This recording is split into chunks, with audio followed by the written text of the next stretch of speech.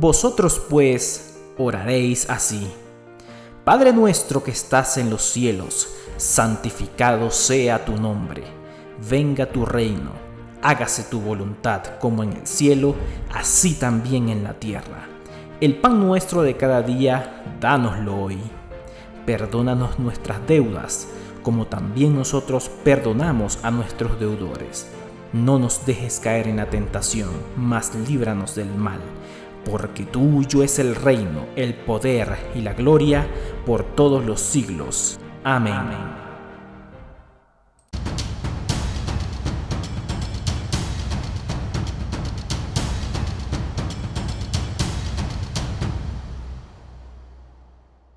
Hola, ¿qué tal, mensajeros y mensajeras del amor del Señor? Les doy una vez más la bienvenida a este su canal Mensajero Gabriel. Como pudimos observar en la introducción, vamos a tocar un tema muy interesante, ya que el Señor Jesús nos dejó un modelo de oración con el cual nosotros podemos hablar o conversar con el Padre. Sin embargo, pues muy pocos cristianos realmente la practican porque pues se nos ha enseñado que debemos hacerlo con naturalidad, hablar con el Padre como si estuviéramos hablando con cualquier persona. Sin embargo, es bueno escudriñar aquí dentro de esta oración que hay ciertos aspectos que Cristo dejó para que nosotros tomemos en cuenta al momento de conversar con el Señor. Recordemos que Pablo dijo: ¿qué debo hacer entonces? Oraré en el Espíritu y también oraré con palabras que entiendo. Cantaré en el Espíritu y también cantaré con palabras que entiendo. Y en este sentido, entonces, es necesario que nosotros conscientemente evaluemos qué cosas le estamos pidiendo al Señor, porque generalmente las personas siempre buscan sus propios intereses cuando se dirigen al Señor. Tratan pues quieren las cosas como para allá, quieren las cosas inmediatamente, que Dios se mueva en el momento que lo necesite la persona, y realmente esto no necesariamente es así. Es por eso que vamos a tratar este tema, ¿no? Oración. La voluntad de mi Padre Celestial, una oración de amor. Entonces, quiero que prestemos suma atención porque parece tonto para nosotros como cristianos, algo tan básico como la oración, pero hay enseñanzas muy profundas que sacar de este tema. Entonces, en Mateo capítulo 6, del versículo 9 al 13, Jesús está con un grupo de personas y creo que uno de los discípulos le pregunta, o una persona le pregunta cómo deben orar al Padre, a lo que Jesús responde con esta oración, ¿no? Dice: vosotros pues oraréis así: Padre nuestro que estás en los cielos, santificado sea tu nombre. Venga tu reino, hágase tu voluntad, como en el cielo, así también en la tierra. Nótese que yo estoy acá subrayando, ¿no? En amarillo, esas palabras clave. Eh, el pan nuestro de cada día, dánoslo hoy. Perdona nuestras deudas, como también nosotros perdonamos a nuestros deudores. No nos dejes caer en la tentación, mas líbranos del mal, porque tuyo es el reino. Subrayamos, presten atención a esas cositas: el poder y la gloria por todos los siglos. Amén. Entonces vamos a ir desglosando paso por paso cada cosa que Jesús mencionó aquí dentro de esta oración, y en esencia estos puntos claves que vamos a estudiar acá deben estar contemplados al momento que nosotros vamos a reverentemente conversar, orar con Dios, porque para eso Jesús dejó el modelo. El modelo precisamente es un modelo, o sea, algo figurativo que te sirve a ti de guía para poder hablar con el Señor. Sin embargo, sabemos que a pesar de las torpezas que nosotros cometemos muchas veces y de los deseos que muchas veces surgen de nuestro corazón, que no sabemos cómo expresarlo con palabras, el Espíritu Santo también está allí para guiarnos, orientarnos en ese sentido. Entonces vamos aspectos por aspecto, que esto es muy interesante. Por ejemplo, primero el versículo 9, vamos a ver aquí, ¿no? Padre nuestro que estás en los cielos, santificado sea tu nombre. Entonces es interesante porque es importante resaltar dentro de nuestra oración, al comienzo sobre todo, es reconocer la figura y la autoridad de Dios.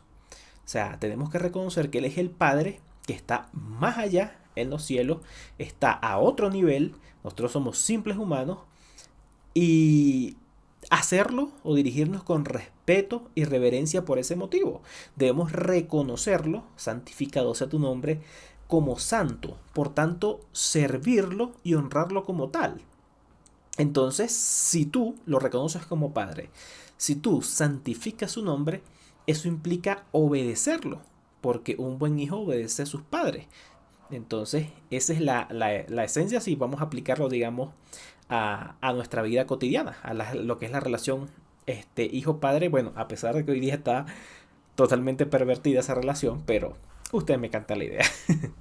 Bueno, segundo punto a considerar, ¿no? Y esto está en el verso 10. Dice, venga tu reino, hágase tu voluntad, como en el cielo, así también en la tierra. Yo quiero que prestemos suma atención, porque aquí me voy a detener para que desmenucemos esto de hágase tu voluntad, porque los cristianos en general, o por lo menos los que se dicen ser cristianos, olvidan esta parte. Esta parte de hágase tu voluntad parece que no existiera dentro de esa oración modelo, sino que generalmente cuando oramos al Señor queremos que las cosas sucedan ya, queremos que sea inmediato, y parece que se nos olvida que no es la voluntad de nosotros que siempre está errada o comete o tiende a cometer errores, sino que es bajo la voluntad de Dios, que Él sabe el tiempo y conoce las cosas, el tiempo correcto para cumplir tus anhelos o lo que tú le estás pidiendo. Entonces, hágase tu voluntad. 1. Debemos tener un anhelo al momento de conversar con el Señor, porque ese debe ser nuestro anhelo, y ese es el regalo más grande que es bajo la voluntad de Dios, ¿no? Anhelo de la salvación y santidad. Eso es interesante tenerlo en cuenta. Tener en cuenta que no se hace en mi voluntad. Esto debemos nosotros metérnoslo en la cabeza de una vez por todas, que no es la voluntad mía, ni en mi tiempo, ni como yo quiero que se van a hacer las cosas. Se hace bajo la voluntad del Señor. Entonces, considerando esto, se hace la voluntad de Dios en mi vida como Él prefiera, no como yo prefiera o como yo busque, etcétera, sino que la voluntad de Dios prevalece por encima de todas las cosas. Por eso dice, venga tu reino. ¿Cuál reino? El celestial, acá la tierra, hágase tu voluntad. Pero fíjense cómo dice, como se hace ya en el cielo, así en la tierra, porque es que la voluntad de Dios es la que prevalece incluso tanto en el cielo como en la tierra. Nada está fuera de la voluntad del Señor, a pesar de que algunos alegan de que tenemos libre albedrío, que esa es una de las grandes mentiras con las cuales nos ha envenenado el hombre, pensar que tú tienes la capacidad de elegir. Entonces yo a esas personas les digo, bueno, sí, Jonás tuvo mucha capacidad de elegir, Pablo tuvo mucha capacidad de elegir, tú tuviste mucha capacidad de elegir, que no pudiste ni elegir si querías ser ojos azules, bonito, feo, alto, bajito o como sea. Esto es una cosa, cuando el Señor dice que nos hace desde el vientre de nuestra madre, allí nos creó, allí nos puso. Entonces la voluntad de Dios prevalece por encima de cualquier cosa. Y como su voluntad prevalece, de Dios es el reino, y por tanto Él tiene control absoluto sobre todas las cosas. Entonces, para complementar esta idea, yo quiero que veamos algunas cositas acá. Por ejemplo, en 1 Corintios, capítulo 1, verso 1, a mí me encanta mucho Pablo, cómo él se presenta en las cartas, porque Pablo por lo menos es un cristiano decente que admite que su llamado de ser apóstol de Jesucristo corre bajo la voluntad de Dios, no es una cosa que él haya decidido porque creyó o porque, sino que fue designado apóstol a obedecer bajo la voluntad de Dios. Y de hecho esto se puede constatar porque, por ejemplo, en Gálatas, capítulo 1, verso 1, es más claro el apóstol Pablo. Él dice, Pablo, apóstol, no por disposición ni intervención humana. No había ser humano en esa época que le sacara a Pablo la idea que él tenía, consciente de que estaba haciendo lo correcto, que era perseguir y matar cristianos. Sin embargo, tuvo que aparecérsele el mismo Señor Jesucristo para poder entonces cambiar esa perspectiva que Pablo tenía. Y entonces es que empezar a caminar, llevar la cruz del Señor para ser transformado. Entonces dice, sino por Jesucristo y por Dios el Padre, para librarnos del presente siglo, ¿conforme a qué? A la voluntad de nuestro Dios y Padre. Miren, mis hermanitos, usted puede leer la Biblia a cabo a rabo y siempre va a encontrar esto, la voluntad de Dios, siempre hecha. Nunca va a encontrar, no, que el hombre eligió o hizo lo que le dio la gana, o el hombre hizo esto y Dios no sé, y Dios vista gorda, como lo pone mucho la religión, que la religión pone a Dios, se está limando las uñitas allá en los cielos, mientras los seres humanos decidimos a ver si lo vamos a aceptar a él o no. Cuando realmente Dios ha prometido en Isaías 45 que bajo su buena voluntad, bajo su veredicto que él ha dado, todas rodillas se doblarán ante él porque él los va a traer a sí mismo mediante su gran amor. Entonces es la voluntad de nuestro Padre salvarnos a todos. Entonces, es interesante porque ¿qué es la voluntad de Dios? Y la voluntad de Dios la podemos definir muy fácilmente. Por ejemplo, para entender esto, hay ciertos aspectos en la Biblia que nos dan unas luces, por decirlo de una manera, acerca de qué es la definición de la voluntad de Dios. Por ejemplo, en 1 Tesalonicenses 5:18 dice, dad gracias en todo, porque esta es la voluntad de Dios. O sea, dad gracias en todo. Si tú estás deprimido, si tú estás acosado, si alguien te hace daño, si te sientes mal, si estás enfermo, dad gracias en todo. Pablo, por ejemplo, lo dice porque él es vivo ejemplo. Él dice que tenía un aguijón en la carne, algo que lo atormentaba, y cuando él le pedía al Señor que le quitara ese aguijón de la carne, que parece hasta cruel, pero a veces es necesario para mantenernos firmes, él daba gracias. Él estaba en la cárcel y adoraba al Señor. Entonces, dar gracias en todo, a pesar de las circunstancias, a pesar de que no entendemos por qué estamos pasando por cosas momentáneamente, sean enfermedades, sean problemas, sean situaciones, realmente todo está bajo la voluntad de Dios y debemos dar gracias. Entonces, dar gracias es una forma de definir la voluntad de Dios. En 1 Tesalonicenses 4:3 dice, la voluntad de Dios es que viváis santamente, que os apartéis de la inmoralidad sexual. Pablo y los apóstoles hacían mucho énfasis, sobre todo a los creyentes que no eran judíos, sino a los gentiles, acerca de la inmoralidad sexual, ¿no? Entonces, porque era un pecado muy grave en esa época, y más allá del montón de leyes que tenían los judíos, Pablo y los apóstoles siempre se enfrascaban en que parte de la ley que debemos cumplir nosotros como gentiles era apartarnos de la inmoralidad sexual y vivir santamente. Claro, ¿junto a quién? Al Espíritu Santo, junto a Cristo. Porque por nuestra voluntad, nada. Entonces, la voluntad de Dios es esa.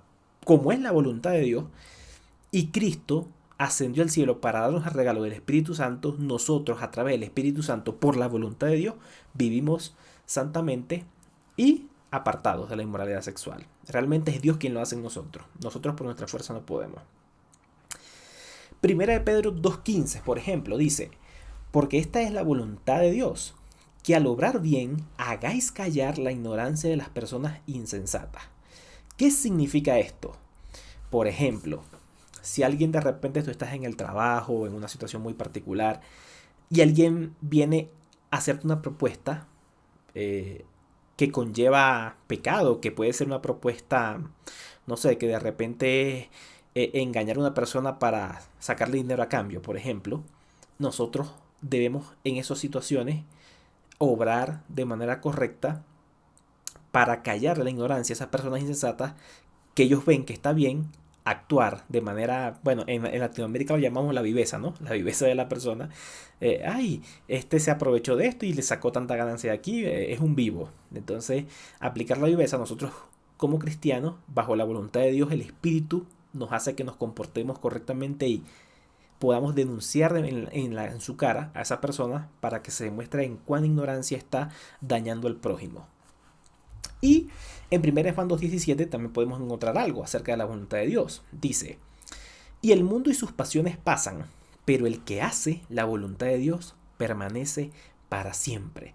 Entonces, la voluntad de Dios, y este es el mayor regalo que nos da, es que nosotros seamos salvos, que permanezcamos para siempre, a pesar de las dificultades en este mundo, a pesar de que nos enfrentemos a diversas situaciones complejas en la vida, porque yo sí conozco personas que han pasado por situaciones terribles. Yo he pasado, pero no me considero que tanto. Y la voluntad de Dios es que a pesar de todas esas situaciones, es que permanezcamos para siempre. unidos a Él en el Espíritu. Entonces, fíjense lo importante que es la voluntad de Dios en este tema de la oración, ¿no? Entonces, fácil. Podamos decir, ¿es fácil o no es fácil? Si fuera fácil, no estuviéramos haciendo este tema.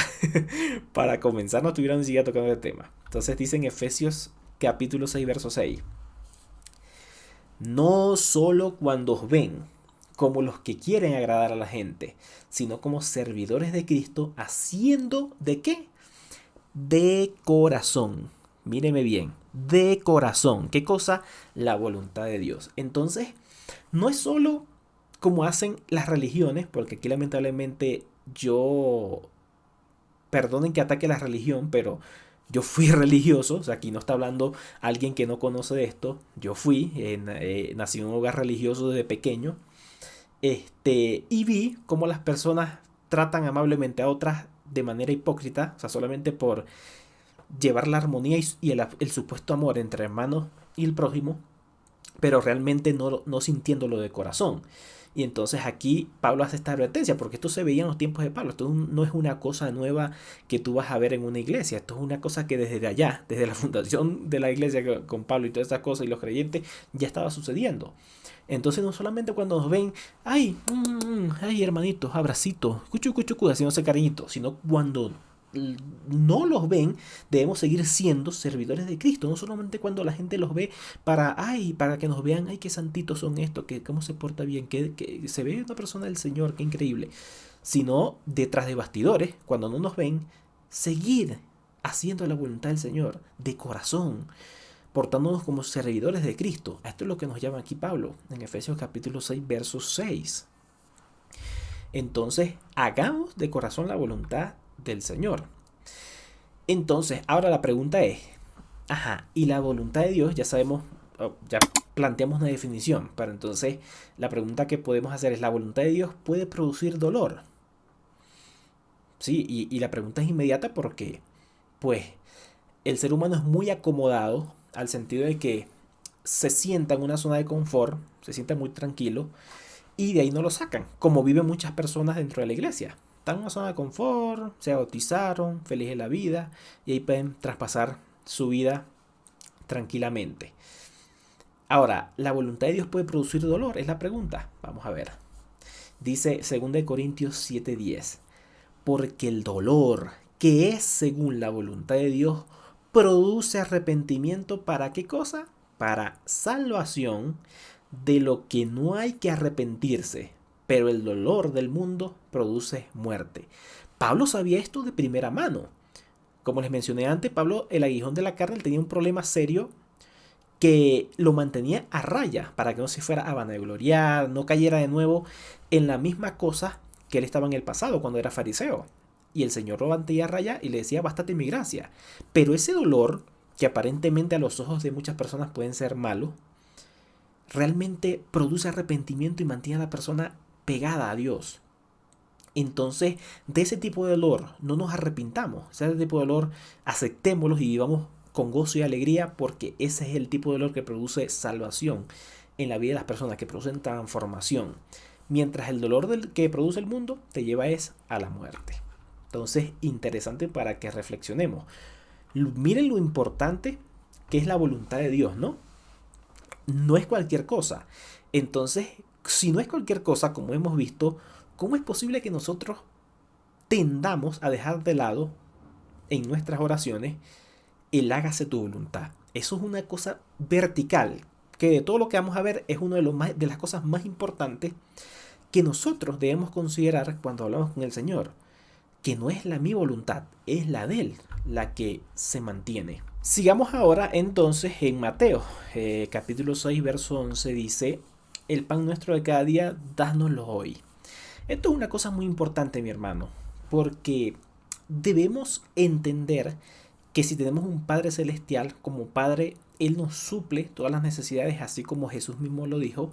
Jesús dijo que no nos preocupáramos por qué íbamos a comer, que no nos preocupáramos por qué íbamos a vestir, porque el Señor conoce todas las necesidades que tenemos y Él las va a suplir. Entonces, esto denota, este pan nuestro cada día no lo doy, denota la dependencia de Dios. O sea, tenemos que tener una dependencia de Dios, de que Él provee, confiar en que Él provee en el momento indicado el sustento. Entonces, lo puede proveer directa o indirectamente. En la Biblia vemos situaciones donde Dios proveyó de forma directa, como por ejemplo en el caso de Elías, que un cuervo le traía carnita todos los días directamente con Dios, o de forma indirecta, usando a terceros o a personas. El Señor siempre actúa, el Señor siempre tiene gente que trabaja para Él, aunque no los veamos. Elías una vez le dijo al Señor: ay Señor, ¿qué voy a hacer? Estoy yo solo aquí, el único profeta que queda. Todo el mundo se ha rendido ante Baal. Y el Señor le respondió que no era así, que aparte de él habían 7000 personas más que no habían doblado su rodilla ante los Baales. Entonces, Dios es proveedor, Dios nos manda a vivir sin afanes. Él proveerá hoy lo que toca hoy, mañana lo que toca mañana, pasado lo que toca pasado. Eso es ejercer la fe y eso es creer, confiar en que Dios nos va a proveer el alimento necesario. En el verso 12 nos dice: perdona nuestras deudas como también nosotros perdonamos a nuestros deudores. Este también es otro de los puntos álgidos de este tema, porque entra en conflicto de intereses la persona en su relacionamiento con el prójimo.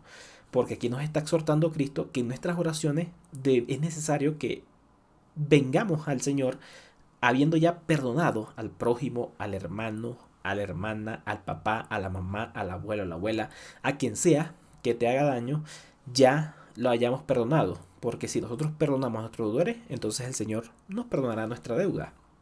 Entonces, debes perdonar incondicionalmente. Perdonar si el problema es de plata. Perdonar si el problema es sentimental. Perdonar si el problema es una ofensa. Perdonar si el problema es un préstamo. Sea cual sea de la índole que sea, perdonar implica una acción. Una acción en la cual tú estás a cuenta con esa persona, no le guardas rencor por absolutamente nada. Y yo sé que esto es muy difícil de lograr porque el ser humano tiende a ser muy vengativo. El ser humano se le dificulta mucho el perdonar las cosas malas que le hacen. Muy por el contrario, las malas las recuerda perfectamente, mientras que las buenas sí las olvida. Entonces es importante que tú, antes de ir a hacer una oración, estés a cuenta con todos, porque si no, esa oración, hermano, es en vano. Es en vano, estás yendo a pedirle al Señor cuando te estás por dentro podrido, con rencores porque te ofendieron, o porque te deben, o por lo que sea. ¿Qué pasa si no perdonamos y vamos a Dios? Y esto es interesante. Dice en Mateo 18, 32, 35. Entonces el rey llamó al hombre que había perdonado y le dijo: siervo malvado, te perdoné esa tremenda deuda porque me lo rogaste. Nótese aquí. ¿Cuál es nuestra tremenda deuda con el Señor? Nuestros pecados, todo lo mal que hemos hecho. ¿No debería haber tenido compasión de tu prójimo así como yo tuve compasión de ti? Entonces el rey, enojado, envió al hombre a la prisión para que lo torturaran hasta que pagara la deuda. Y ojo, esto lo dijo Cristo. Eso es lo que hará mi Padre con ustedes si se niegan a perdonar de corazón, igual que la voluntad, fíjense, igual que la voluntad de Dios, de corazón, a sus hermanos. Entonces, si tú no perdonas la deuda, si tú no vas a hacer las paces con el prójimo, ¿cómo pretendes o tienes la hipocresía de dirigirte a Dios a que, ay, sí, te perdone por lindo y bello? Ah, no es que yo soy lindo y bello, el Señor me ha perdonado incondicionalmente. Tampoco. No abusemos. No abusemos de ello porque todos tendremos que pasar por el refinador, que es Cristo Jesús, y pasar por ese horno ardiente de fuego donde el Señor nos va a refinar. Y cuanto más tenga nuestro corazón de todas estas cosas malas, de no perdonar al prójimo, de hacer cosas indebidas, más será nuestro sufrimiento durante el proceso de transformación para llegar a ser como Cristo. Entonces vas a tener que pagar tu deuda de otra forma. Y entonces tengamos esto a colación, porque es importante, aparte de ir con una conciencia limpia al Señor, tener la conciencia limpia de verdad en todo aspecto. y no dejarnos llevar por esas sensaciones que no valen la pena realmente. Entonces, tengamos esto en consideración, el perdonar antes de dirigirnos a Dios, al Rey, para ser perdonado. Si no, de nada vale la oración, créeme. Mateo capítulo 6, verso 13 dice: no nos dejes caer en la tentación, mas líbranos del mal, porque tuyo es el reino, el poder y la gloria por todos los siglos. Amén. Entonces, aquí hay cosas interesantes que destacar, ¿no? Por ejemplo, la voluntad de Dios prevalece aún en situaciones malas o complejas. ¿Por qué prevalece la voluntad de Dios? Porque de Él es el reino, porque tuyo es el reino. Entonces, esto nos exalta nuevamente a que tenemos un rey cuyo poder va más allá del entendimiento y cuyo reino no solamente es en el cielo, sino aquí en la tierra. Y por lo tanto es su voluntad la que prevalece. Así que aunque esté en situaciones que no comprenda, confía en Dios porque suyo es el reino. Él nos libra y nos librará del mal porque su reino lo exige así.